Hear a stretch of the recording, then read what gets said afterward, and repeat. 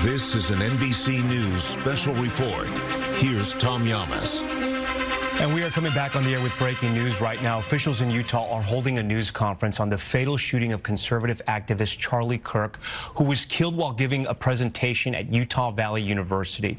We've just learned from the FBI Director Kash Patel, posting this on X, that the suspect in that assassination is now in custody. We're monitoring this news conference. We're going to bring it to you as soon as it starts. It looks like they've started to speak. Let's listen in. Where he later passed.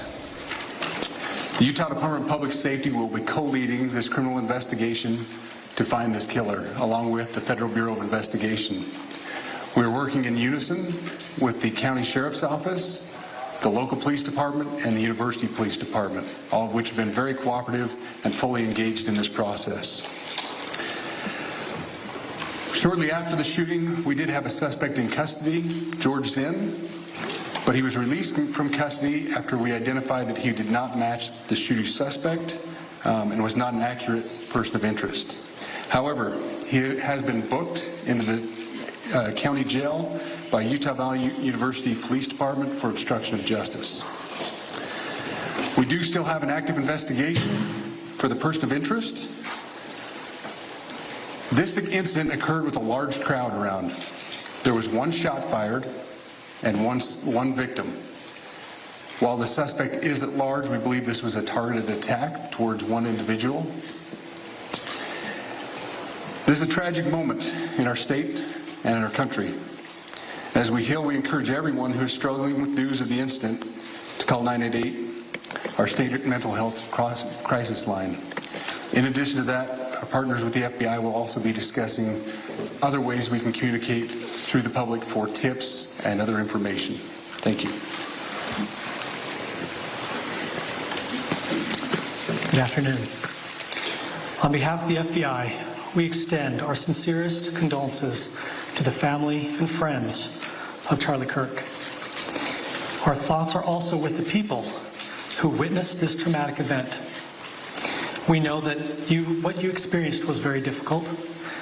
Our thoughts are with you as well.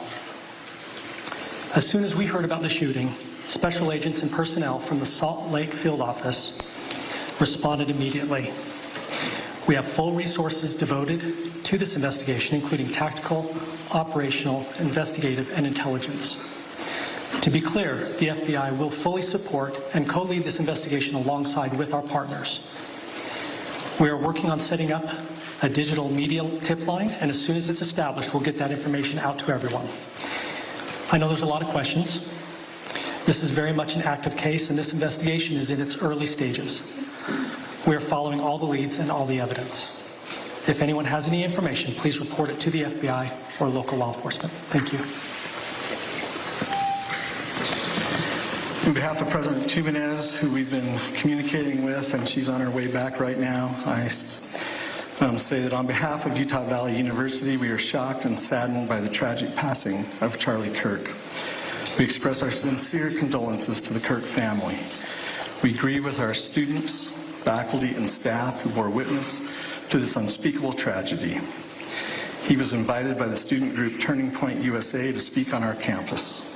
We firmly believe that UVU is a place to share ideas and to debate openly and respectfully. Any attempt to infringe on those rights has no place here. We do not condone any form of violence at UVU and seek to make our campus a safe place for all. Ladies and gentlemen, thank you for joining us on this dark and tragic occasion. I want to thank our law enforcement officers who are leading this investigation, starting with Chief Long and his response here with the UVU Police Department. We're grateful for your leadership and your team. And again, to the speakers that you've just heard from who are co-leading this investigation. I also want to recognize Sheriff Mike Smith, who has been an invaluable partner as this investigation moves forward. I've been in touch with President Trump, with FBI Director Kash Patel. We are completely aligned with our state and federal partners as we work through this case. Now, This is a dark day for our state. It's a tragic day for our nation. And I want to be very clear that this is a political assassination. We are celebrating 250 years of the founding of this great nation. That founding document, the Declaration of Independence, that this great experiment on which we embarked together 250 years ago, that we are endowed by our Creator with certain unalienable rights. The first one of those is life. And today, a life was taken. Charlie Kirk was first and foremost a husband and a dad to 2 young children.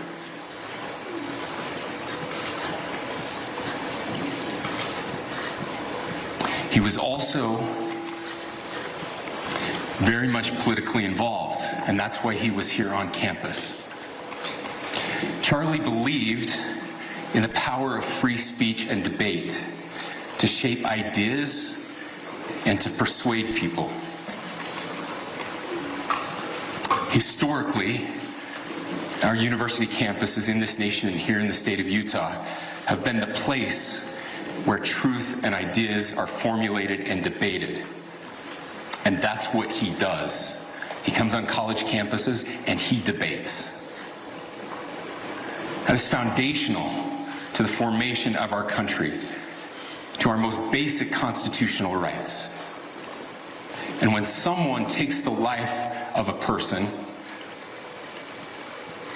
because of their ideas or their ideals, then that very constitutional foundation is threatened.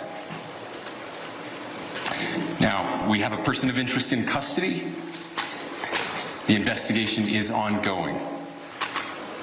But I want to make it crystal clear right now, to whoever did this, we will find you. We will try you. And we will hold you accountable to the furthest extent of the law. And I just want to remind people that we still have the death penalty here in the state of Utah.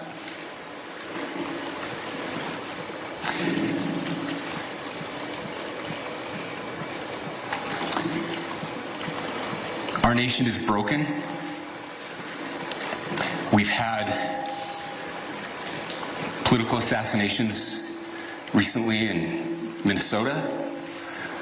We had an attempted assassination on the governor of Pennsylvania. And we had an attempted assassination on a presidential candidate and former president of the United States, and now current president of the United States. Nothing I say can unite us as a country. Nothing I can say right now can fix what is broken. Nothing I can say can bring back Charlie Kirk. Our hearts are broken. We mourn with his wife, his children, his family, his friends. We mourn as a nation. If anyone in the sound of my voice celebrated even a little bit at the news of this shooting, I would beg you to look in the mirror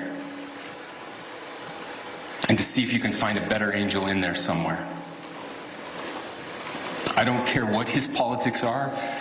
I care that he was an American. We desperately need our country. We desperately need leaders in our country. But more than the leaders, we just need every single person in this country to think about where we are and where we want to be. To ask ourselves, is this it? Is this what 250 years has wrought on us? I pray that that's not the case. I pray that those who hated what Charlie Kirk stood for will put down their social media and their pens and pray for his family, and that all of us will try to find a way to stop hating our fellow Americans. With that, we're happy to take a few questions. The FBI director is posting that a suspect is in custody. I would just like clarification. Do you or do you not have a suspected shooter in custody? We have a person of interest in custody that is being interviewed right now. We do. That is not George Zinn. That is not George Zinn. Okay. That is correct. Are you still searching or looking for another shooter or anybody else related to this? Yes, we are actively looking for anyone and everyone who has any possible information relating to this shooting. Can you tell us details about the suspect being taken into custody? Where? How long ago? We cannot at this point, but we will get you that information when we can. Is there believed to be a second individual involved in the shooting?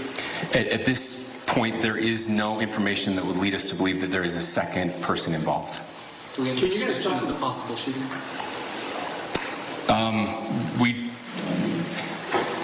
Do you want to talk about what we know there? Yeah. The only information we have on the suspect, the possible shooter, is taken from closed circuit TV here on campus. We do have that. We're analyzing it. But it is security camera footage, so you can kind of guess what the quality of that is. But we do know dressed in all dark clothing, but we don't have much better description other than that. Where do you believe the shot came from? The shot came from here on campus, from a location at a fair, potentially from a roof. Yes, a longer distance shot from a roof. So to clarify, with the security camera footage you have and the person of interest that's in custody, does that match up? That's what we're trying to decipher right now.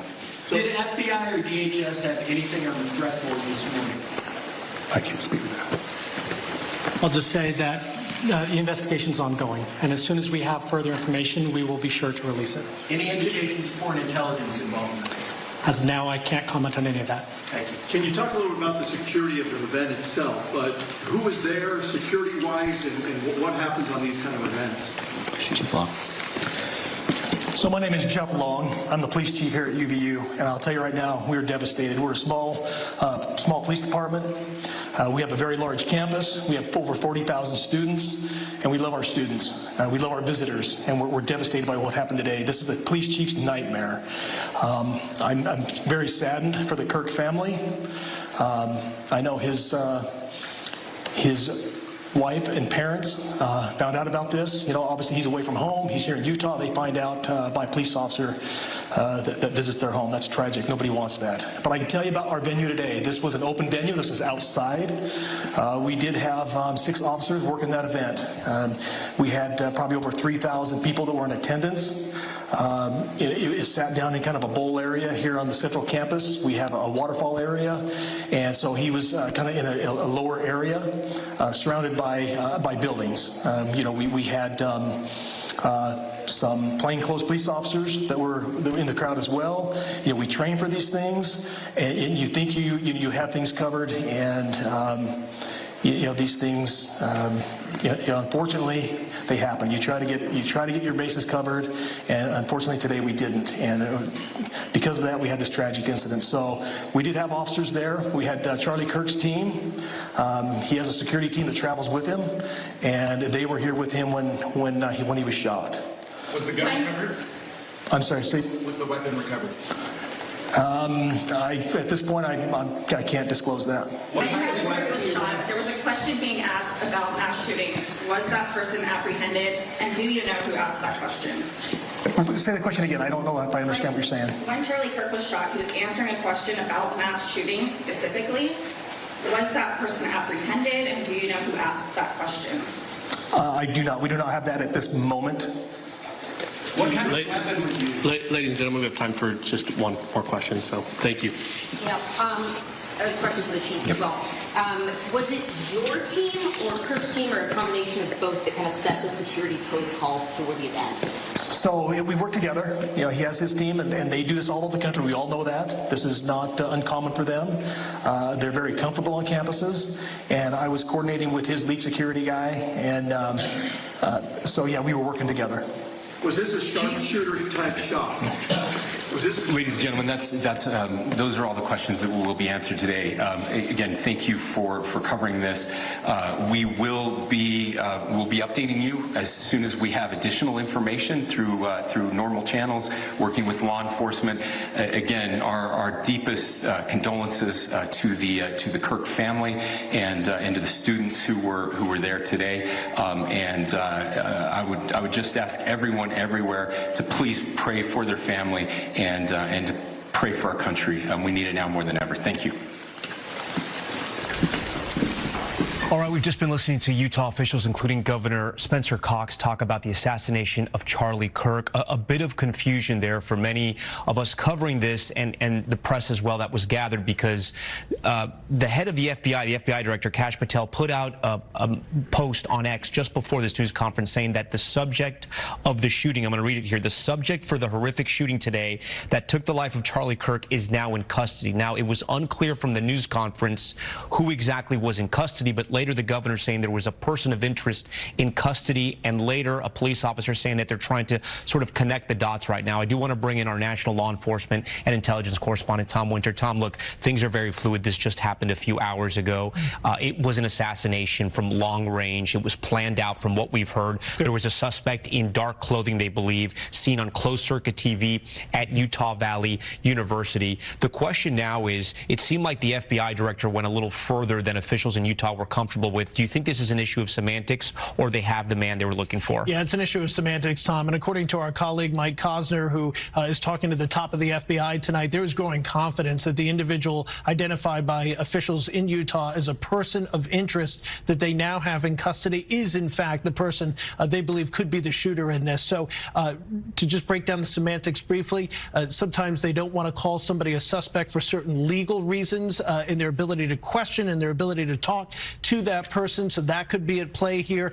In addition to that, they want to make sure that they can match up the evidence that they've recovered and seen so far to this person before officially calling them a suspect. But right now, they have a real good feeling that the person they think is responsible for this assassination, they do have, in fact, in custody. The governor's saying they're going to look for anybody that may be connected to the shooting, but they don't believe that there was a second person involved in the shooting, that the shooter likely was on the roof of the building about 200 yards away from where Charlie Kirk was speaking, long-range rifle, able to hit Charlie Kirk somewhere in the neck or the chest, killing him in front of a crowd of thousands that had gathered at this university there in Utah.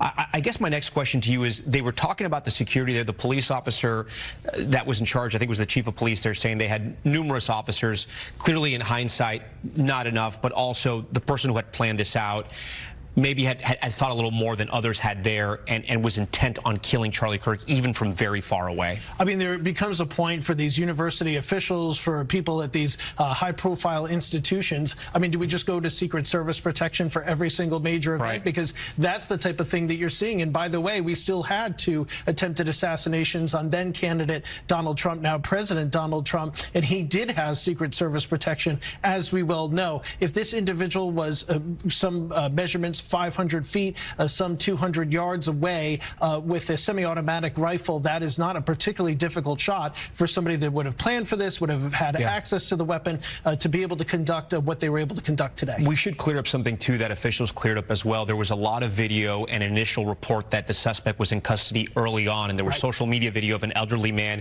who had been handcuffed. Police now saying that person has been arrested. They are not connected to the shooting, at least not right now, but they were arrested for obstruction of justice. Yes, that's George Zinn. This is an individual, according to publicly available documents and records, and what officials said at the press conference is somebody who they have had interactions with before, a well-known local protester. But again, we want to be clear, there's no indication this individual had anything to do with what is now being described by officials there as a political assassination. What that person's role is, whether or not they'll ultimately go through the trial process, we'll see. Presumably, they'll profess their innocence as well. I want to bring in our Chief Justice and National Affairs correspondent, Kelly O'Donnell. Kelly, we obviously, and we will not lose sight of what happened here, a political assassination in Utah on a college campus. The governor of Utah there, Spencer Cox, speaking passionately about Charlie Kirk, getting emotional and saying how this assassin had taken the life of a young father, a husband, someone who's passionate about politics and exercising his freedom of speech, something that all Americans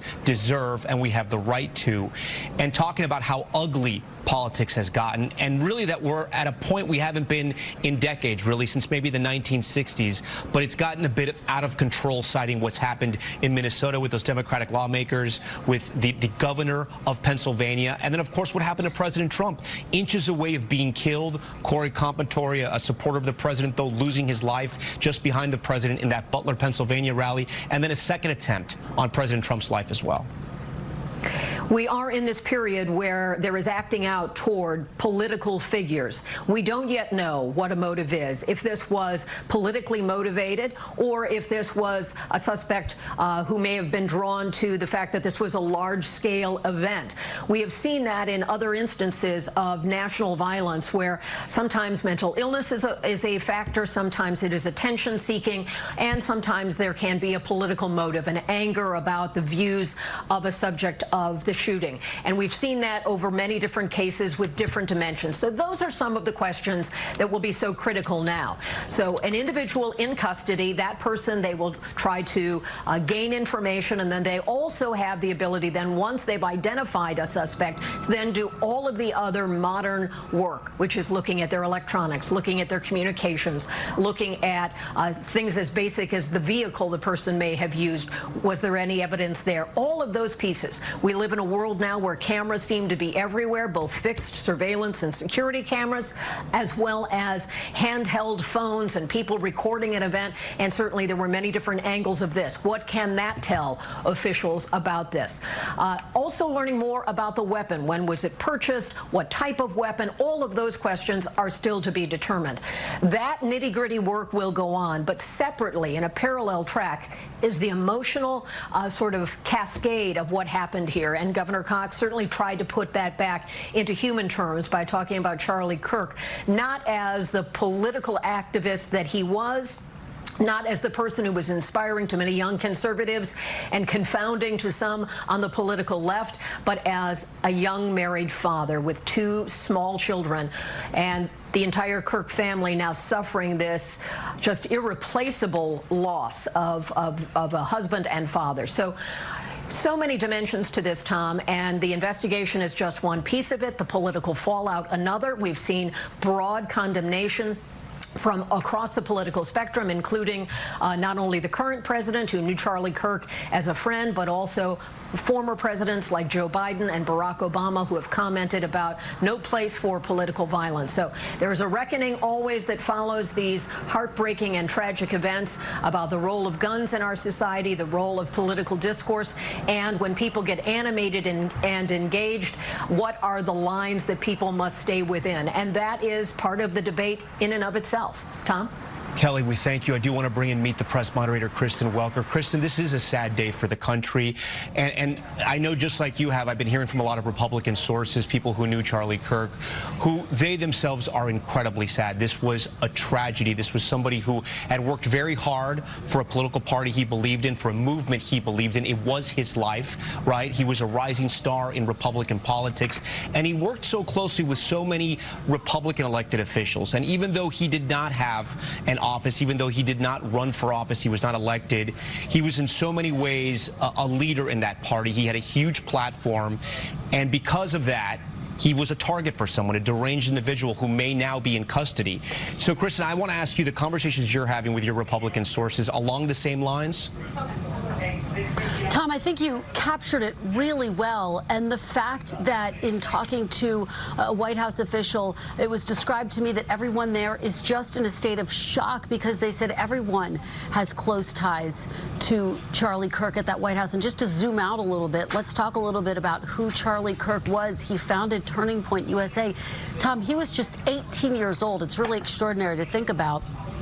He really energized young voters. He wanted to bring them into the political discourse. He wanted them to enjoy talking about politics, and he has been a supporter of President Trump since the very beginning. 2016 helped to really energize young voters to go to the polls for his first election, and then in this latest race played a pivotal role as well, Tom, and that is why you are hearing from so many Republicans who are just in a state of shock and devastated, but Democrats too. Everyone, Tom, saying this has to end.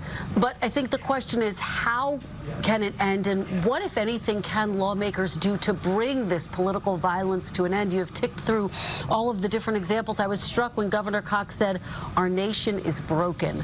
Really powerful, Tom. Yeah, and on that point, I want to bring in our senior Washington correspondent, Hallie Jackson, who's been covering this with us, and our team here moment by moment. Hallie, I do want to ask you, you wonder, you know, we covered Butler, what happened in Butler, Pennsylvania. We covered what happened in Minnesota, what happened with the Pennsylvania governor. We cover all these events, and the news cycle moves fast. But I just feel that we're getting to a point now where this is going to change things, and you wonder how other people like Charlie Kirk on the right, on the left, people in the center, people who are passionate about politics, and then elected officials themselves, how are they going to go out there in the public? How are they going to campaign? You know, Tom Winter brought up a great point. The Secret Service can't protect everybody. How exactly are politics going to move forward in this country? And can I add to that, Tom, too, in addition to these, I think, thoughtful and important questions, what about people who are not elected? What about these, call them influencers, call them whatever you want, who are in the public sphere, who have a huge outsized voice among people who have of all various political persuasions, who are now starting to express real fear, concern about what happens to them, just like Charlie Kirk was not elected. He is not somebody who was a lawmaker who would have been privy to some of these protections here, Tom. And I think in addition to the horror and the shock and the anger, there is also a degree of fear as well about where we're going, about what is happening here at this moment. And I think I was struck by what you heard from Governor Cox there, who talked about what Charlie Kirk was doing in Utah in the first place. As you well know from these events, he goes out, he went out, he would talk to people, he would have disagreements, he would have debates. That was the point. The discussion and the debate was the point. That is the free speech, which is one of the ideals that this country is founded on. And Governor Cox said that when somebody takes the life of a person because of their ideas or ideals, then that very constitutional foundation is threatened. I think you are seeing a reaction already tonight here in Washington and beyond related to the questions that you're asking, and in some corners a call to action as the shock is still there, and as so many, as we said, across the political spectrum are grappling with that. What is the call to action going to be? And I think to a degree that conversation is one that will be had in the days to come here in Washington at the Capitol and at the White House. But at this moment, I think there is a lot of, one word that I've heard from talking to eyewitnesses even again and again, processing what has just happened. Tom. And Hallie, if you can also speak to the point, I mean, Charlie Kirk's influence, his reach, his platform, the President of the United States told the country that this man had died. That's how close he was to the president. That's right. And that's how big of a role he had, at least within the president's movement. That's right, and that is, listen, that is unusual to hear the first word of somebody's death come from the sitting president of the United States. And to your point, it speaks of the role that Charlie Kirk had. You know, his team said that every month he reached something like 100 million people with his social media reach online. He had a show. He would do these campus tours. He was a voice not just among young conservatives, but inside the powers and the halls of power here in Washington, close with the Trump family, as we've been talking about, friends with them, Tom, not just somebody who you would call, you know, a staffer or an advisor or an aide or an outside advisor. He was personally close with some of these folks, including, for example, Vice President J.D. Vance. He fought for the Trump-Vance movement in this election. He was the youngest speaker at the RNC in 2016. He's been around politics for many years. And so the degree, I think, to which Washington, official Washington is reeling tonight, I think is very real, Tom. All right, Hallie, stand by for us. We thank you for that. I want to bring in Tom Winter again. Tom, let's get our viewers caught up here, because we know that somebody is now in custody. The FBI director calling him a subject. The Utah governor calling him a person of interest, but investigators and law enforcement believe they have the man who allegedly assassinated Charlie Kirk. That's right, Tom. There's growing confidence tonight that the individual that Utah officials have described as a person of interest, that the FBI director in his ex-social media post described as a suspect, is in fact the person that they've been looking for and is the person responsible for this political assassination. The FBI Salt Lake City field office, which will work with the Utah officials in this investigation, telling people that if they have any videos, and you know, Tom, you and I have seen probably, what, a dozen, 2 dozen videos of this today. If you have any videos, any digital evidence, tips.fbi.gov, or to reach out to your local field office with any sort of information about this. We've been stopping these videos because obviously we don't want to show the death of somebody. Right. That's generally our policy here, obviously. But yes, they're looking for more information, and there's growing confidence in this. It did strike me at the press conference, they were asked if there was any sort of a foreign connection, and the official that answered said no comment. Was that no comment because they just didn't know yet, or that's an avenue that they're investigating? Again, all questions that we have and question investigators. And it's still very early. They also revealed a little bit of the evidence they had, or at least the clues they're looking at. Closed circuit television, the suspect allegedly dressed in all black. Have they mentioned the weapon yet? Have they mentioned any casings yet? Are they not there yet, or at least not ready to reveal that to the public? Maybe they don't. Not information we have yet, but just in speaking with firearms experts and listening to our own Jim Kavanaugh, our expert, this would have had to have been a long gun at that range. To 200 hit yards. Somebody with a handgun would have been very difficult. So some sort of a long gun, either a rifle or a semi-automatic rifle that somebody would have used to be able to hit Charlie Kirk. And it's chilling how similar this is to Butler in the sense that it was somebody on a roof, shooting down from a roof at a public event, someone speaking, and then just taking them out from that vantage point. Yeah, let's put ourselves in the shoes of that chief of police today. He's got an event on campus. Charlie Kirk appeared to have some security with him. He has some officers that are there. And so now, Tom, you're in a situation where you're going to host these events on campus. And these days, given how, you know, our political environment, everybody's kind of a lightning rod, as Hallie was referring to, as Kelly was referring to. So now you've got to have, what, 360-degree protection. You've got to have people that are up high in certain areas. It just underscores the challenge of it. It may also underscore the planning that this individual could have taken to carry this incident out, Tom. The governor calling this a political assassination, but we still don't have a clear motive. It is very early. But what they are signifying is that Charlie Kirk was a political figure. He has since been killed. And if this is the man they have in custody, this is the assassin, they will try to figure out why he targeted Charlie Kirk. Right. And they alluded to at the press conference that they are obviously trying to have some sort of an interview, and in the process of trying to talk to this individual, they'll look at that. They'll look at their phones and laptops. Everybody knows that now. That's your own personal diary and record keeper, and see if this individual has any sort of writings and whatever statements they might make to law enforcement could be helpful in their investigation. And that could also potentially trip federal charges beyond the state murder charge, you would presume. And credit to them that they worked pretty fast. And if this is the man, they got him quickly. Yeah, I mean, within 6 hours, yes. Yeah. Within 4 or 5 hours, actually. Okay. Tom Winter, we thank you for that. That's going to conclude this NBC News special report, and we'll have much more ahead on Nightly News in just moments. I'm Tom Llamas. We thank you so much for watching this special report.